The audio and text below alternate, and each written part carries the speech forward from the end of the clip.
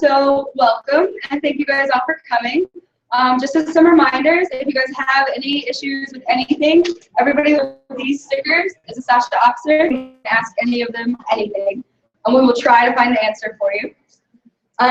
We have free waters up at that table if anybody is thirsty.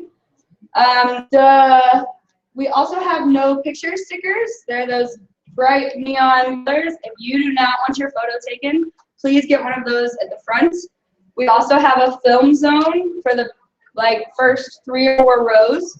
So if you are not comfortable being on camera, please move back a couple seats. We have a guest Wi-Fi password and access. So if you need that, please find Samantha, our vice president. Okay, yeah. Everybody in their program should have a comment card. Please fill those out. We love constructive criticism. And there's a comment card box at the front where you can put those in. We are having dinner at the Heidelberg tonight at 6:30. We've rented out the entire top floor, so please join us. It'll be a good time. If you are here because of the faith challenge we sent out, and you would like Sasha to come to your group meeting, please sign the paper that we also have at the front table. And just as a reminder, we have added an event that's not on the program. At 5 o'clock on Sunday, Lucian Greaves, founder of the Satanic Temple, and independent candidate for governor, Lester Torelli Jr., will be debating abortion. So it should be really interesting. So we're going to go ahead and introduce our first topic.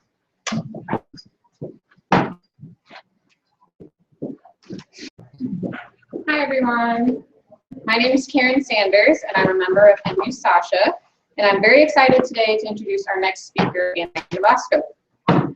Anthony is from San Antonio and has spoken with nearly 1,000 people on a wide variety of topics such as ghosts, aliens, magic, karma, prayers, circles, political topics, and of course gods. He recently speaks with people using street epistemology to uncover the reliability of the methods used to arrive at deeply held beliefs. The conversations are often filmed so others can see the effectiveness of the approach and eventually feel comfortable enough to try it for themselves. These talks are usually typically friendly, informative, and fun. Anthony even arrived a day before the conference to speak with people right here on campus. Anthony has appeared on the Thinking Atheist podcast, the Friendly Atheist blog and podcast, mentioned by the Richard Dawkins Foundation for Science and Reason, and is scheduled to speak with the atheist community of Boston in June. His YouTube channel is Magnabosco 210, and he can also be found on Twitter. Today, he will speak with us about the topic, street epistemology and effective response to credulity. So without further ado, let's give Anthony a warm welcome.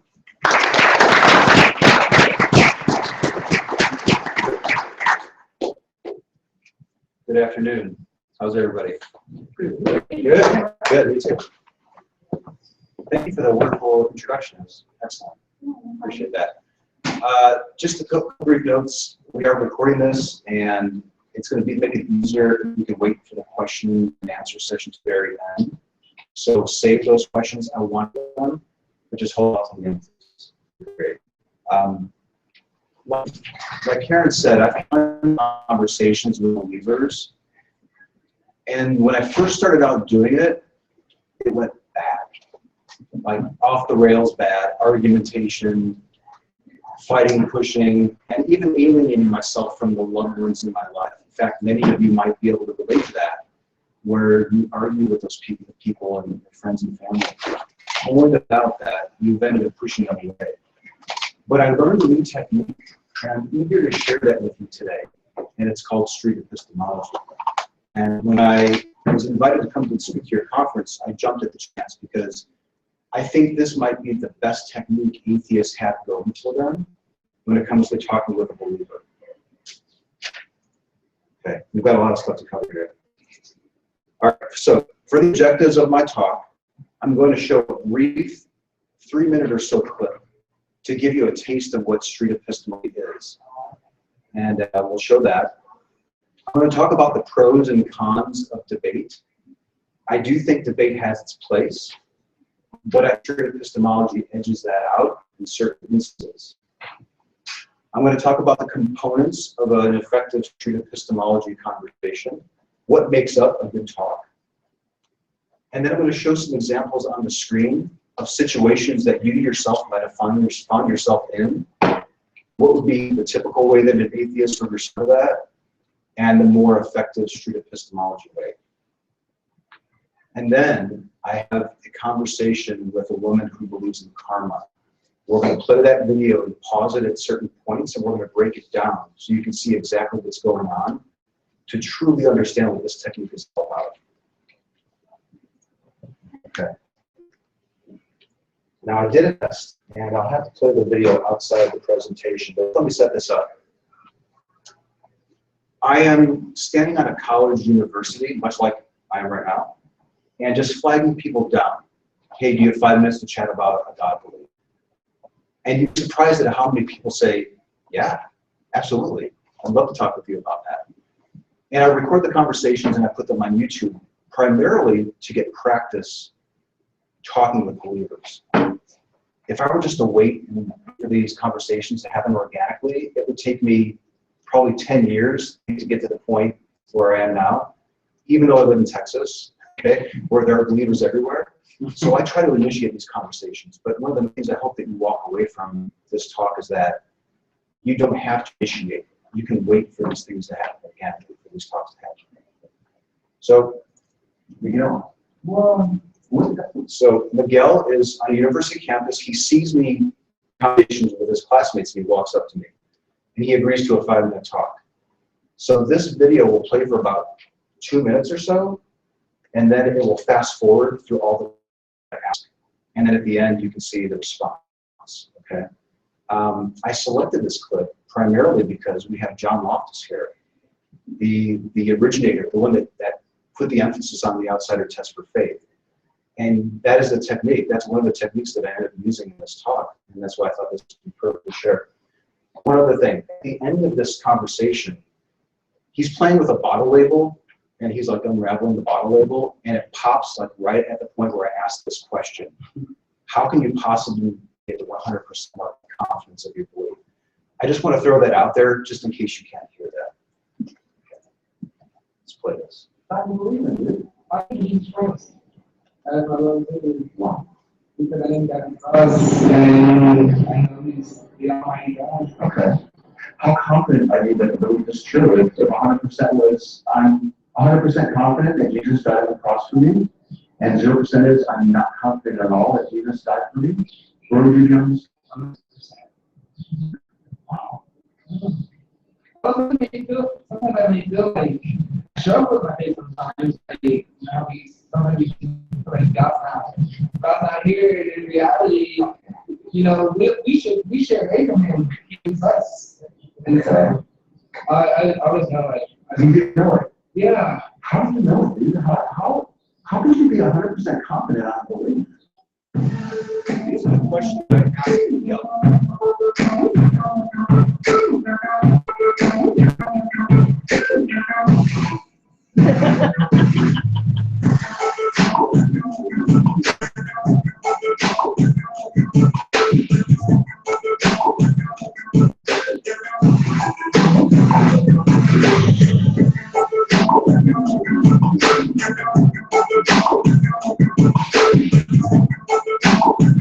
If you have no way of knowing if you are more correct in the belief, and that's what's normal. How could you possibly be able to 100% not on the belief?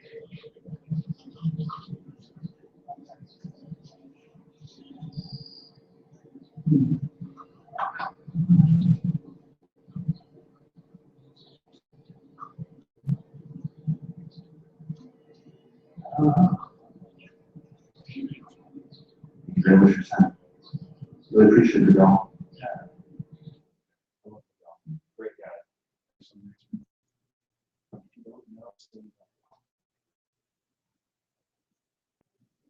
Okay, thank you. So, conversation worked well because it embodied what street epistemology is all about. It's having a conversation with somebody that believes in something possibly for a bad reason, but talking to them in a way communicating with them in ways and close them down, that encourage them to honestly think about, how did I arrive at this belief? And the outsider test for faith, which it's a shame that I have a full version of this, and I was tempted to show it to you, but it's 11 minutes long, so I wanted to jam that in there.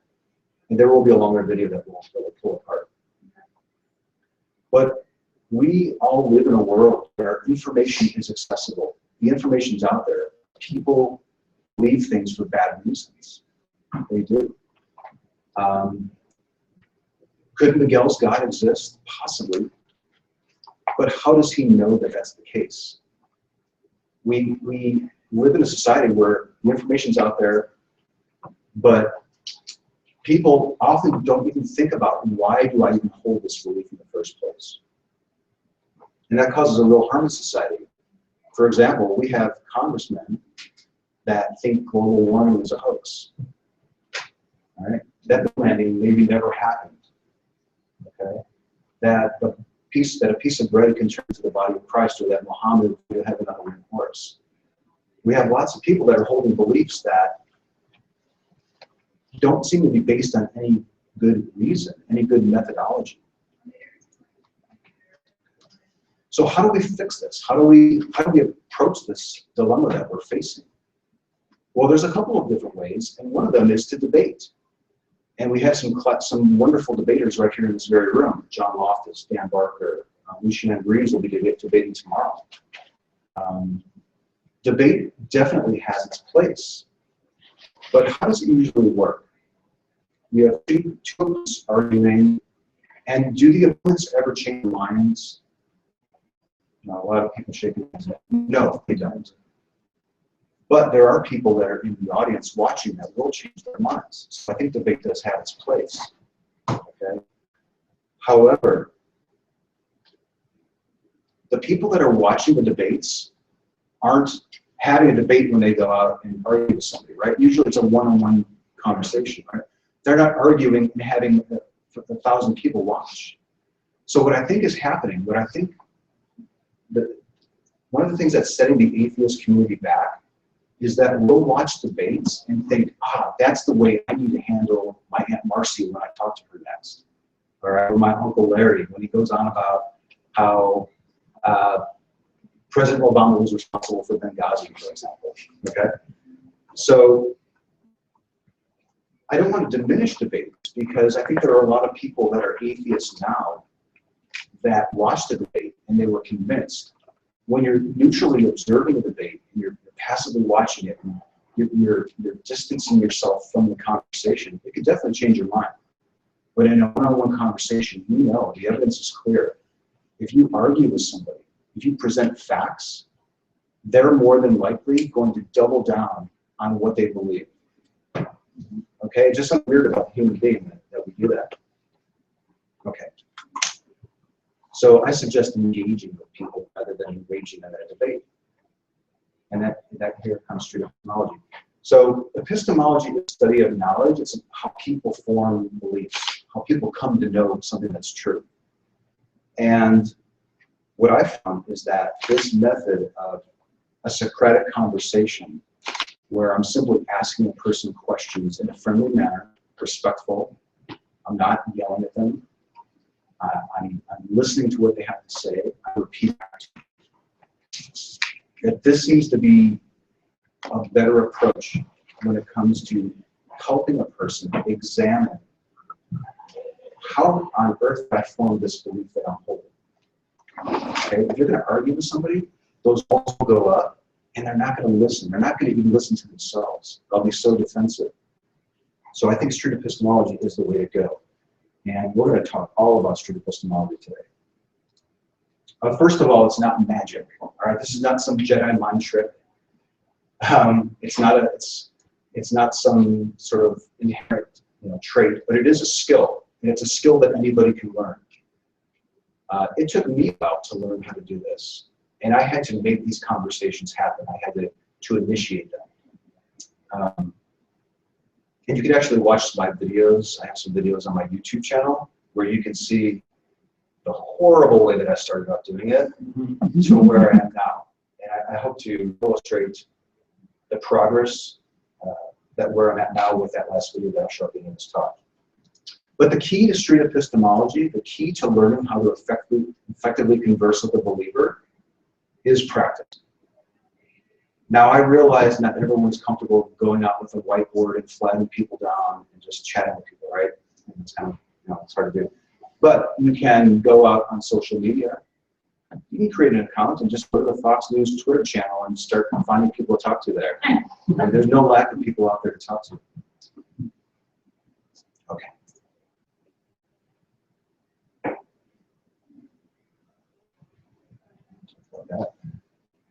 Okay. I want to go over some of the crucial elements, the components that make up a good conversation where you can say, ah, yeah, that was definitely street epistemology. The first thing, you want to have two parts. If I'm not interested in conversing with somebody, or the other person just doesn't want to have a conversation, or they're in preach mode, then don't have the conversation. You have two willing parties first. It's important to build rapport. This is one of the things that I suck at, basically. I'm so focused on wanting to have the talk that I forget to say, well, how are you? How's your day going? What are you studying here? That type of thing. So try to build rapport. And then if you can, identify the claim. What is it that the person is saying that they believe in? Sometimes you might get deluged with 30 things. I believe in this, this, this, this, and this. We'll try to narrow it down to just one thing and try to have the conversation focus on that one topic. Listen respectfully.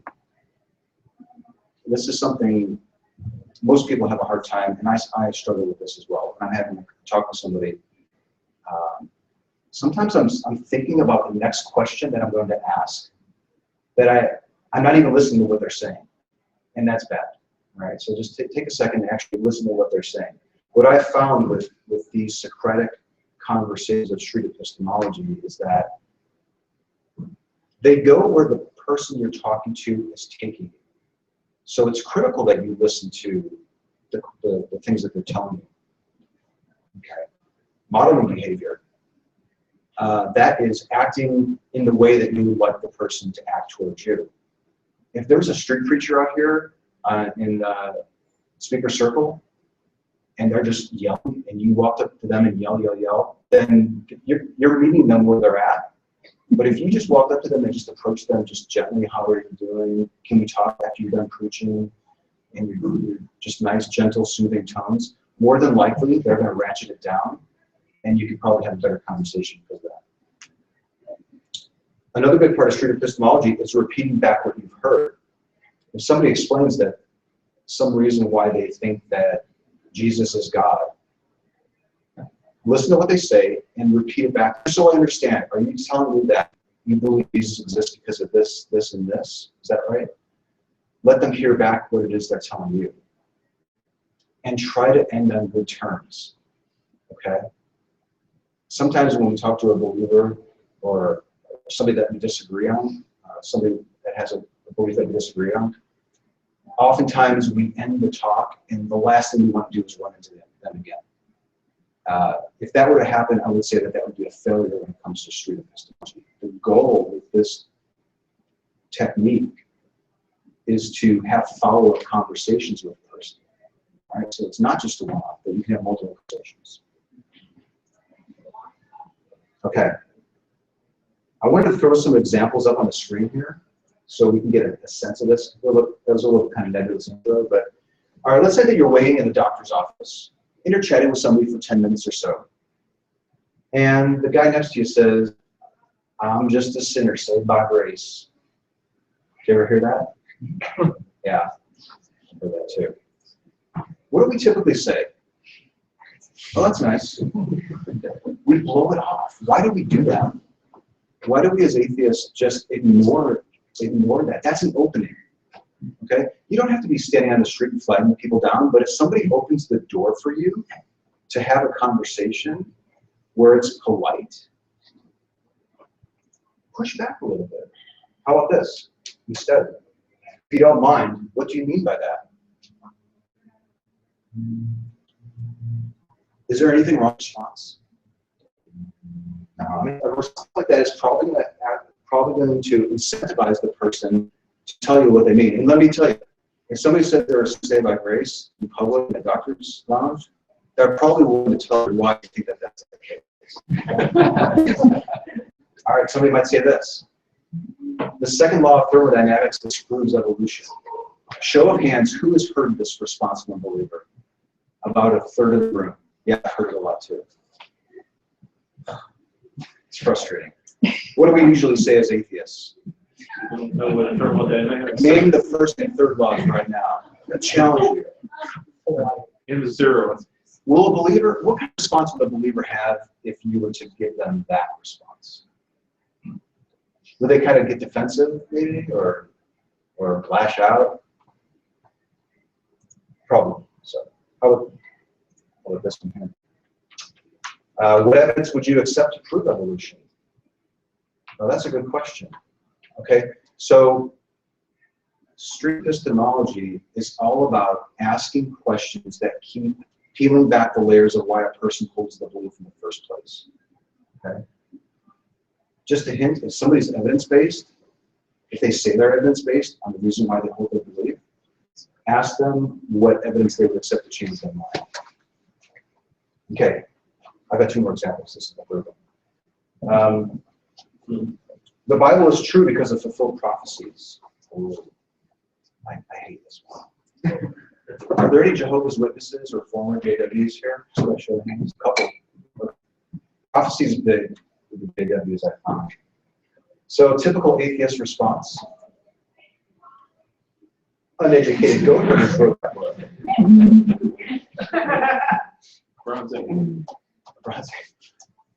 A response like this is probably going to end the conversation, or it will continue and just keep going on a downward spiral. How about this? Would another book with 10 more fulfilled prophecies be more true? That's not bad. By the way, if they say no to this question, they don't believe in their God because of fulfilled prophecies. Okay, last one. Allah is the one true God. Street epistemology is not just for talking with Christians. Okay, you can use it for God belief, and you can use it for a variety of other topics too, which we're going to get to. We might say this: you're certainly entitled to your beliefs. There's nothing wrong with that response. We probably all agree everyone's got a right to believe whatever they want, but it doesn't challenge the person who holds the belief. In fact, a response like this might give them the impression that you agree with the belief that they hold. And if you don't believe it, why would you ever give that impression? Especially now, or at least at the end of this talk, you should have a pretty good idea of what street epistemology is. You're going to have tools in your arsenal to have a conversation with a person that might say something like this. How about this instead? John liked this one. Hindus say the same thing about Vishnu. Who's more correct? Outsider test right here. Faith.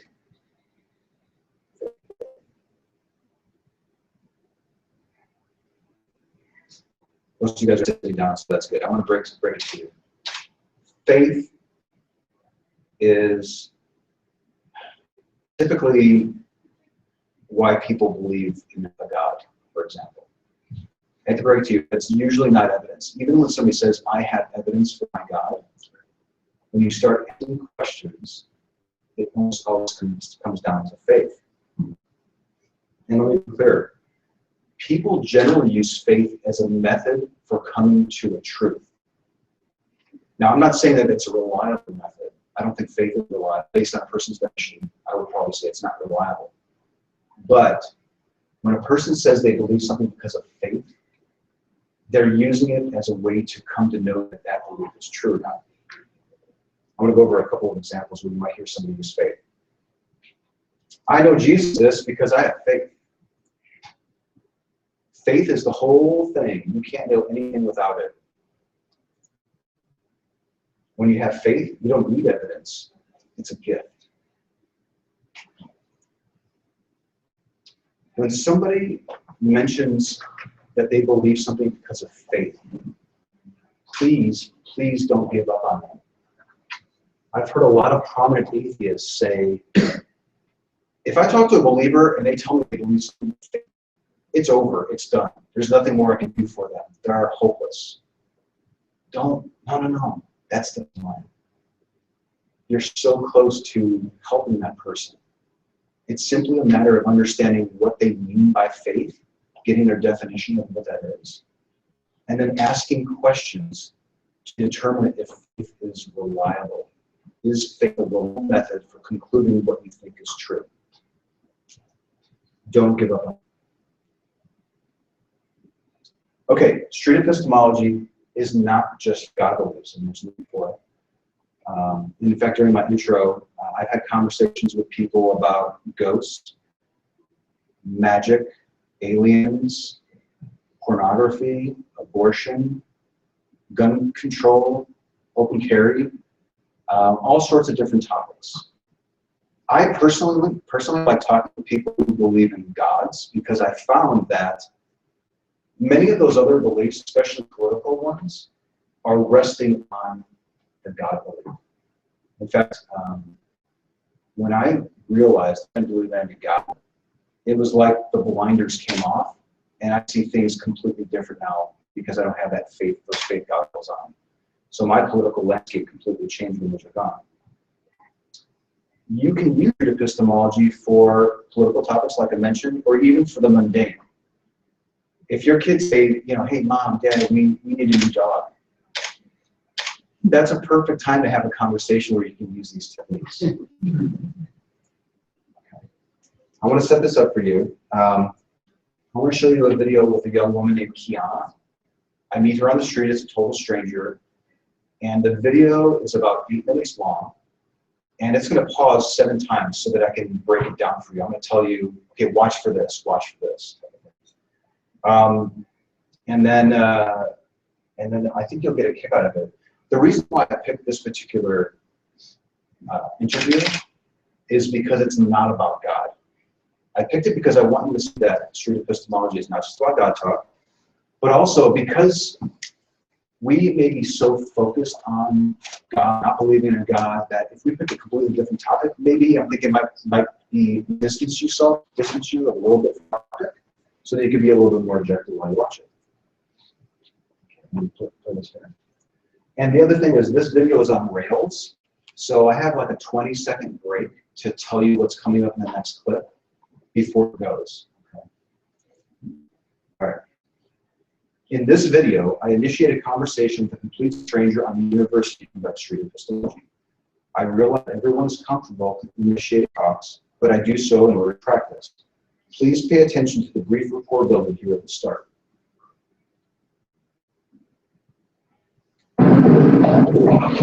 Hi. Do you want this for an interview? Sure. Awesome. How you doing? Good. How are you? I'm good. I'm watching your recording. About that? Yeah. My name's Anthony. Hello, Anthony. Hi. It's a pleasure to meet you. It's a smiling face. Are you happy about something? Or good news? Or you're really happy? Well, school's out, so. Yeah. Yeah. And you have times next week? Yes. I had time earlier this week. Okay. Yeah, I get to spell your first name. K-I-A and A. Keon. All right, cool. Key.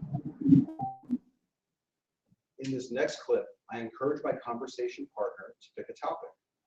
I also try to make her comfortable and tell her that the questions are usually fun and non-confrontational. I like to time the talks to 5 minutes and brief and to respect people's time.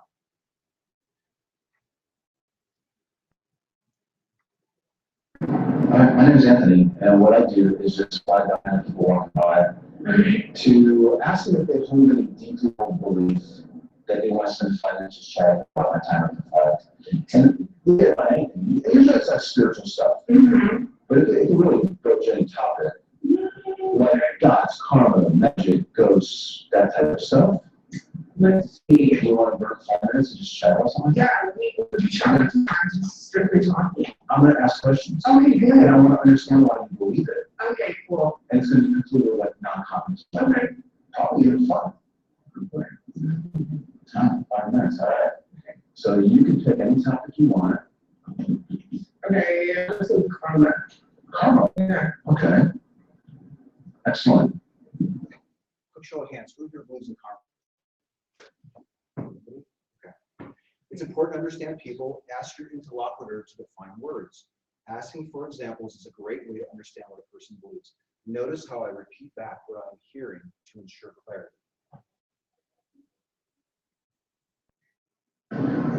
Before we even get any further, how do you define it? Because I want to make sure I understand it. Let's see. I would say good or bad, what you do to eventually come back to you. Okay. Good or bad. And that's karma. Yeah. Do you have a really vivid example of something that happened that you would say, karma? Ooh. For me personally, I feel like whenever I say something mean about someone in my head, or if I speak out in public, I'll like break out. And honestly, it's probably not like break out, but I'll be like karma. Oh, it's karma. Interesting. Karma being ugly. If you don't think or say anything bad, No, I do. if you don't say anything bad or think anything bad about a person, do you notice a difference in your complexion? Honestly, right now, my skin's on a good trend. I haven't been ugly thoughts. So Wow. but that's just a small tidbit of something. Like if I Okay. something that I have that look, so something that will happen, I'm just like, it's better. Okay. Yeah. So you're home, heading home, and you toss out some trash on the road, Mm-hmm. and something bad happened to you later, you would Attributed to that. attribute it to that? Okay. While it's not required, I like to propose a scale of belief to see how certain a person is that their claim is true. I want you to watch and see how I keep asking questions and repeating back what Kiana is telling me.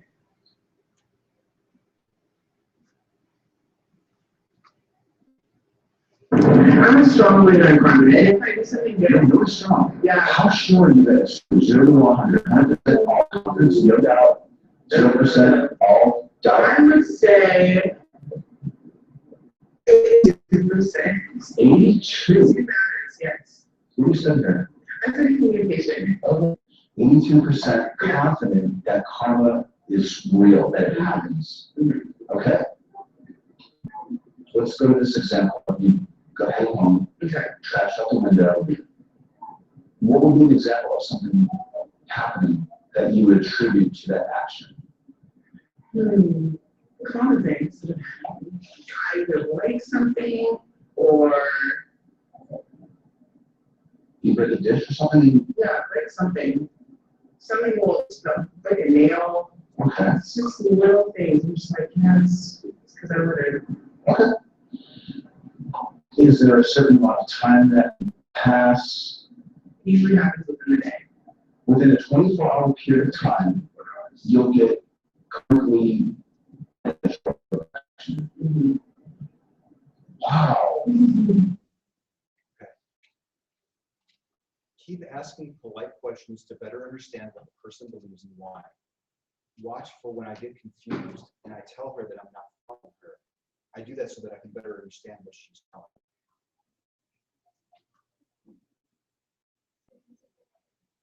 And I don't know. I just attribute to those things because if you live a good life, ultimately, it's harmony. That's how I feel. If you didn't live, and you think bad things about people or call names or whatever, and you were just good for the rest of your life, would you never experience bad things? I think it all goes into my mindset as well. So if I live a good life and something bad does happen to me, I feel like I would have a better mindset towards it. Like, oh, it's not that bad. You know what I mean? I know. Okay. I mean, Sure. yeah, that's fine. So if I did something bad, something bad happened, I would attribute it to that thing. I'd be like, I'm living a good life. Yes. If I was a good life and something bad happened to me, I would have a better mindset towards it. Like, it wouldn't get to me as much as if I did something bad before. Am I making sense? I think I understand. Do you get what I'm saying? Yes. You have a better outlook on life when you do positive things. Right. Even if something bad Even if happens. something bad happens to you, you're going to feel it better. It's just like, So keep probing deeper, and I want you to notice how I stop asking questions coming up because she's thinking it through. Knowing that and respectfully is difficult, but it is a crucial step to fostering an environment of self-discovery. But how would you know that you being good and avoiding all this, how would you know that it's not common punishment? how would I know it's not? I guess it really just still goes back on to how I like my mindset. Just, I'm doing positive things, so this can't be a punishment for all the positive things I've done. It's just, things happen. Things happen. Yeah. We have 10 seconds. Okay. We can go on if you have time. How do you differentiate common punishment from things happen?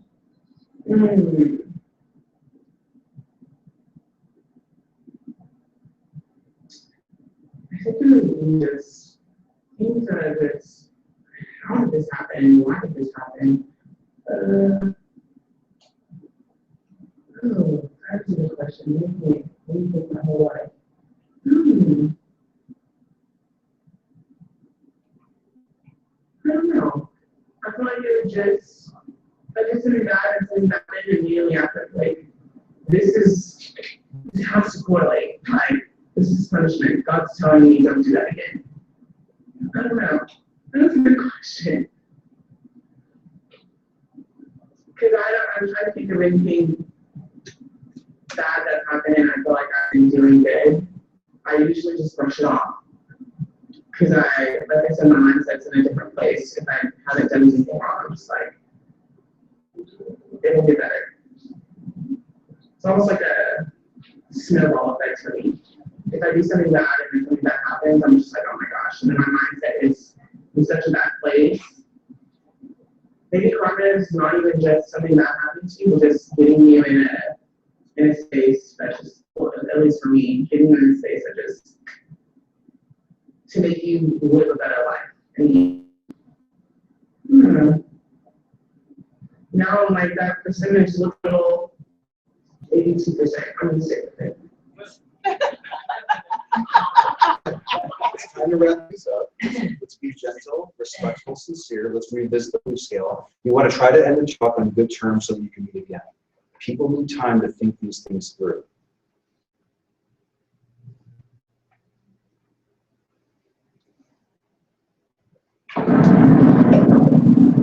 If you're helping me away to tell me the difference between karmic punishment and things just happening, I will leave it at all.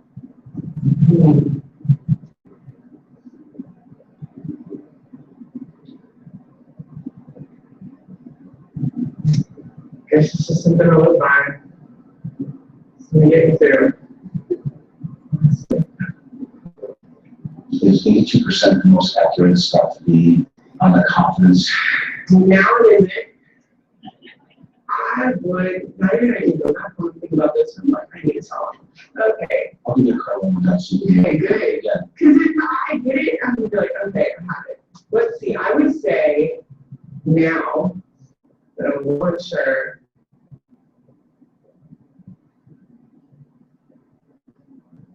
I would go with 53. It's so big. I'm like, where am I going with this? 53 now. Thank you so much for your time. They're awesome. Thank you. No, it's here. Okay, that was Kiana.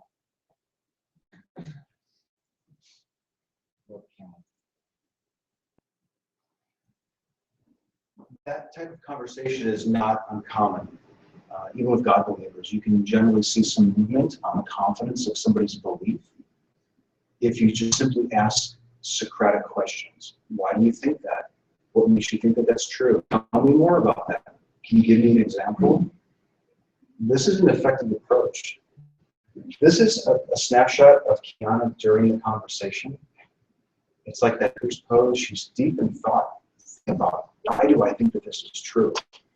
If I had teased her about karma or told her that it was stupid, or that there's no facts for comma. Come on.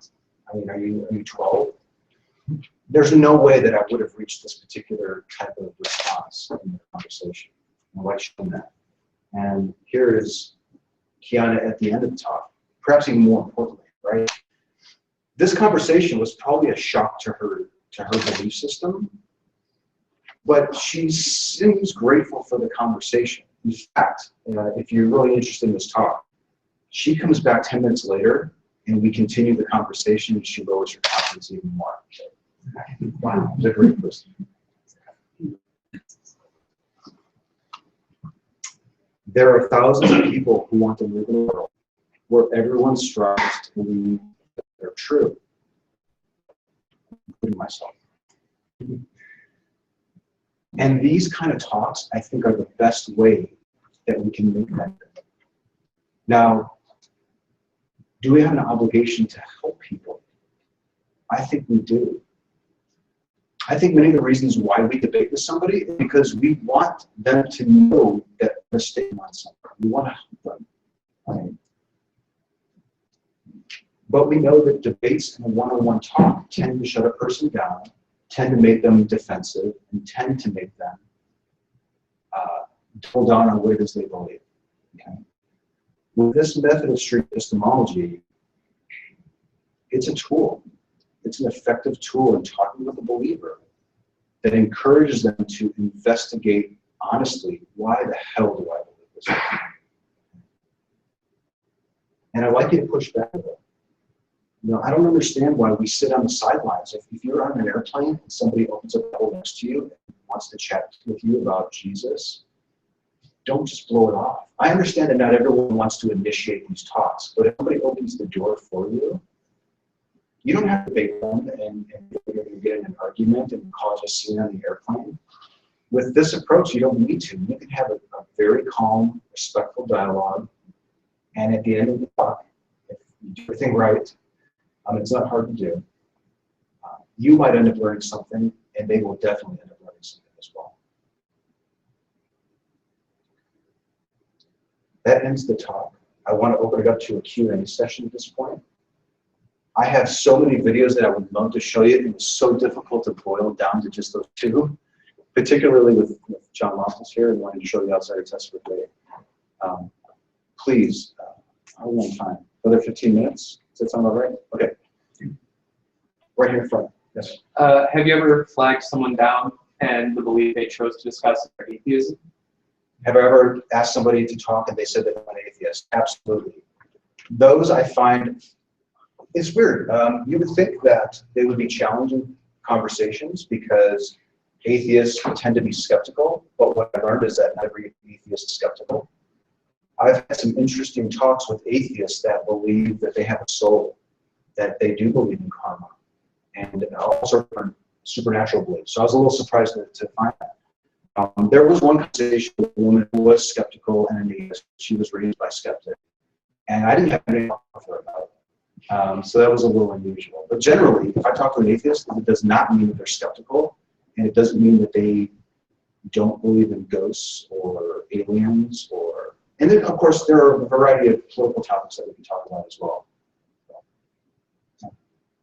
Right here in the center. Yeah, do you believe that this type of street epistemology would do well or work well on all political debates? So instead of like Donald Trump and Ted Cruz being asked questions and then they're shouting at each other, that they were allowed to ask each other Socratic type questions instead of attacking each other, or Bernie Sanders and Hillary Clinton, choose your two favorite political candidates.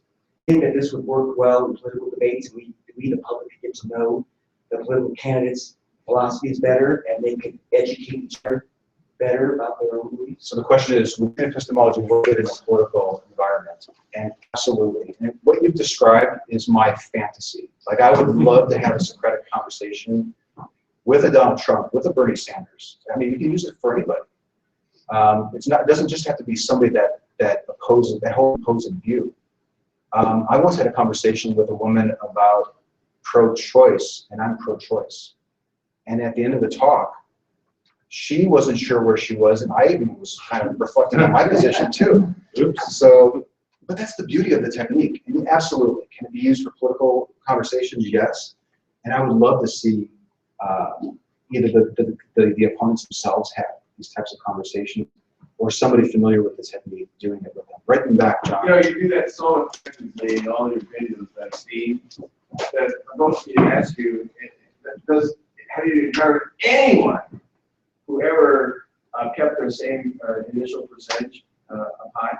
I doubt, my guess is you probably had, but then I don't know. You're too charitable. So the question is, have I ever had a conversation with somebody and they don't drop their confidence in the belief? Yes. Yeah, it happens. And I've been live streaming. I've been going out with my camera, my phone, as well as my GoPro, and live streaming it. So you can literally see me have 2 hours of conversations, and then I upload 3 of them to YouTube. And sometimes I have a talk, and they're like, nope, faith is the best way to go. There's nothing that's going to change on that. Sometimes you do get people like that. It's unfortunate.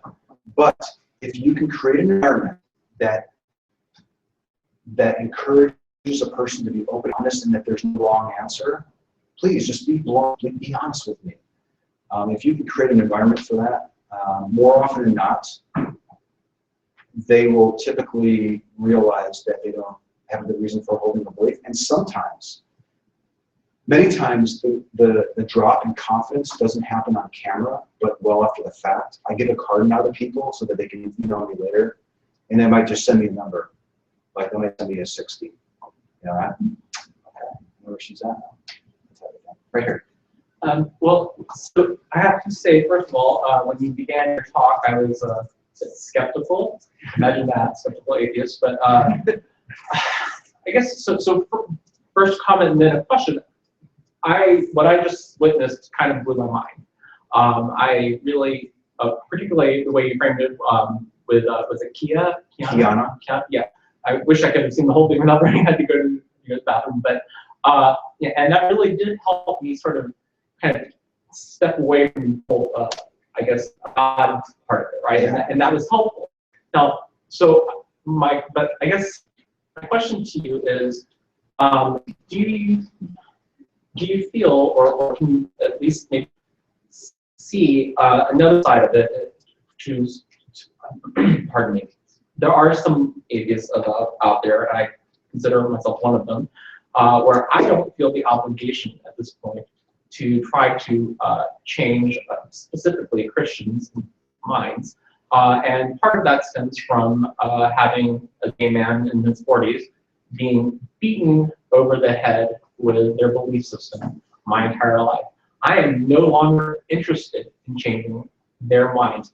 My experience, they don't want to change their minds, okay? And so they frame it in terms of, and they use it's the holy wars. I mean, that's how they frame it. And I say, if they want a war, let's give them one. How would you respond to that? Well, so the question, or I think the word to state is, there are some atheists that don't feel comfortable going out and engaging with people. They'd rather just let it happen because of a bad experience. And that's completely fine. But there are a lot of people that do want to engage with believers. And what I find is that the atheists that do tend to be the angry ones, where you just can't wait to tell them how stupid they are. But that doesn't work. That's going to close them down. So, you know, that's a big part of this. If this isn't in your comfort zone, then don't do it. Like, find a different way to support people that are having the talks. Like, if you're good at video editing, like, help me out. You know, help me out that way. That could be a way that you can help out, and you don't have to worry about talking to people. So, yeah, it's not for everybody. Yes, sir. Would you say that it seems like it's implied that questioning whatever principles isn't a standard feature in either people with religious mindset or who have what a skeptic would say is an unfounded belief system? Would you say that lack of skepticism is an inherent quality in religious people or people who maintain a religious point of view? That's a good question. To sum that up, you're asking, do I find if more religious people tend to be less skeptical and more accepting of just whatever you tell them? Can we trick them more easily into buying? I hate to generalize. But maybe yes. Maybe yes. But then again, I run into a lot of atheists that are not skeptical. So what I find generally, just by running to the everyday person on the street, is that people, while they may not be skeptical, while they may not have good critical thinking skills, at the heart of it, they do want to believe things that are true. If you have that, if you can find a person that wants to believe true things, that's 90% of it, okay? Then it's just a matter of talking to them, understanding what it is they believe and why. So I think that's how I answer that. Yes, sir. The people you talk to are mostly strangers. Like these people don't know you, they don't know your bias, they don't identify at all with you. You're a complete stranger. But if you're talking to someone who knows you, who understands you maybe, a family member, a close friend, anyone you want to help take them out of their fantasies, would this work? Would you use your approach? So the question is, would I use a different approach or the same approach with a family member as opposed to a stranger? No, I'd use the exact same approach, but I think it's more difficult because, like, if I started using it with my brother, he might be like, why is Anthony asking me these weird Socratic questions? He never talks to me this way. And why does he have this timer? No. But I think it is more difficult with family members because they're so used to it, they know, right? Whereas with a stranger, I can be Anthony, the street epistemologist, and be, here's my questions. But I've used these techniques with family members to great success. So it can be done, but it's different. I should just add, if you're interested in learning anything more about this, there's a private street epistemology Facebook group. It's closed, or it's private. Submit a join request, we'll add you. There are thousands of people that are having these types of talks with great success. And 99% of the people that are using the technique don't go out with a camera. Okay, I don't want you to think that I have to use a camera to do this. But there are these types of talks from all over the world. They're sharing their successes and failures in this group. And I'm able to learn from them, they're able to learn from me, and it's great. And we even talk about conversations with loved ones, family members. Do we have time for one more question? One question. Or was that it? Oh, right here. Yes. If you're having like so many conversations, and especially if there's others that are having conversations too, and you're recording them, are you keeping track of any of the data? Somebody else asked me that. Am I keeping track of data? I'm not. Mainly because, honestly, I don't know what a success is. Like, I might have a conversation with somebody and they say, I'm 100% sure, and at the end of the talk, like Miguel at the front there, to start, he said, I don't know. Well, that's a success, I think, right? If somebody's upgraded and then they say they don't know, they must have dropped, but I didn't get a number. Or let's say that they don't drop, or they do drop. Like, in order to measure something, we need to know what is a failure and a success, and I have no clue on how to measure this type of thing. If that's an area of expertise of anyone watching this video or out in the audience, please contact me, because we want to know if this works. We also want to know if this harms people. If this is harming people, we want to stop. It doesn't seem to be the case. You saw Kiana, that response from Kiana smiling is typical. And I'll often get emails from people months later saying, thank you so much for the talk. But nobody's studying it yet, but I wish that's really need to happen. Yeah, it would be interesting to know if it's, you know, the God thing that people cling to, and ghosts and karma, they're fine, and that's a really good, you know, that's a good, interesting thing. Like, I think it's a lot easier to see movement from a person about karma, because you're not socially penalized for saying I don't believe in karma, as opposed to saying I don't think there's a God. So I think it's safer to abandon a belief like that as opposed to a God belief. I had a conversation with a guy, about karma, and by the end of it, he dropped his confidence drastically. And he had mentioned at the start, we were like, do you want to talk about karma or God? He said, karma. So we talked about karma. We basically diminished his confidence in that. And then at the end of the talk, I said, do you want to shift gears now and talk about God? And he's like, no. But anyway, I think it's an effective technique. I urge you to please look into it. I think this is the best thing going for an atheist that wants to have a conversation with a loved one. There are hundreds of conversations on my YouTube channel, which is, it's a Magnabosco 210. please go there. I've got a playlist of my top 5 and some tutorials. And then there's that private group that I mentioned on Facebook as well. Thank you very much.